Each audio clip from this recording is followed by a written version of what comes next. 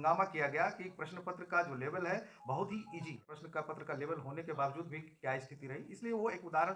आप देख रहे हैं न्यूज सिटी और मैं हूँ आपके साथ निधि सिंह। देखिए, बीपीएससी 17वीं परीक्षा को लेकर सभी छात्र ने क्या कुछ नहीं किया।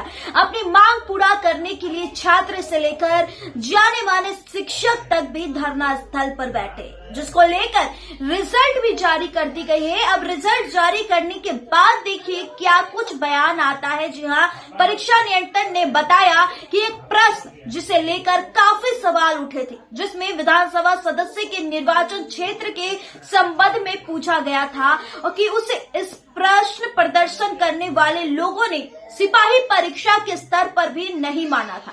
लेकिन आपको बता दें कि परीक्षा फल के जांच के दौरान यह पाया गया कि करीब 1,70,000 से अधिक अभ्यर्थी जो है इस प्रश्न का उत्तर तक नहीं दे सके। इस रिपोर्ट में पहले उनकी पूरे इस बयान को सुने। नहीं, वो अभी हम लोग डिस्क्लोज नहीं कर पाएंगे। मतलब सिर्फ ये था कि 120 से इतना हंगामा किया गया कि प्रश्न पत्र का जो लेवल है बहुत ही इजी है। लेकिन आपके सामने डाटा रखने का मतलब ही यही है कि आप खुद समझदार हैं, समझ सकते हैं कि प्रश्न का पत्र का लेवल होने के बावजूद भी क्या स्थिति रही, इसलिए वो एक उदाहरण स्वरूप दिया गया कि 120 नंबर से ऊपर प्राप्त करने वाले सिर्फ एक ही कैंडिडेट है। नहीं, मामला सब जुडिस है, इस पे हम लोगों का कोई कमेंट नहीं होगा। माननीय उच्च न्यायालय का जैसा फैसला आएगा उसके अकॉर्डिंगली आयोग का।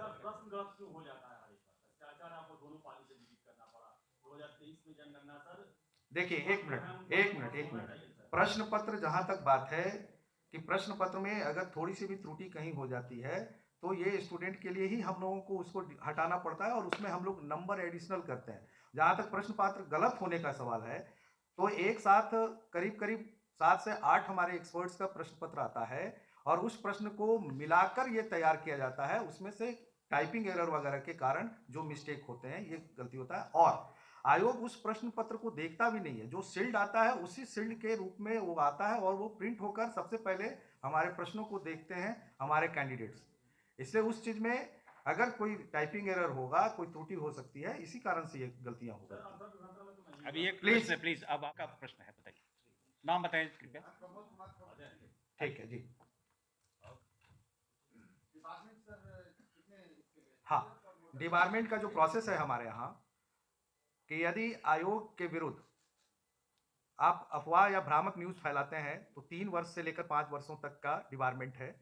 और अगर आप कदाचार में पकड़े जाते हैं तो फिर आयोग डिसाइड करती है कि 5 साल करे, 3 साल करे या फॉर एवर कर सकती है। भ्रामक न्यूज फैलाने में या अफवाह फैलाने के लिए 3 से 5 वर्षों का डिपार्टमेंट है। नहीं, ये भ्रामक है, ये भ्रामक न्यूज के मामले में आएगा। नेचुरल है कि वो अपने तथ्यों से अलग हटकर कुछ और भी चीज को उल्लेख कर रहे हैं।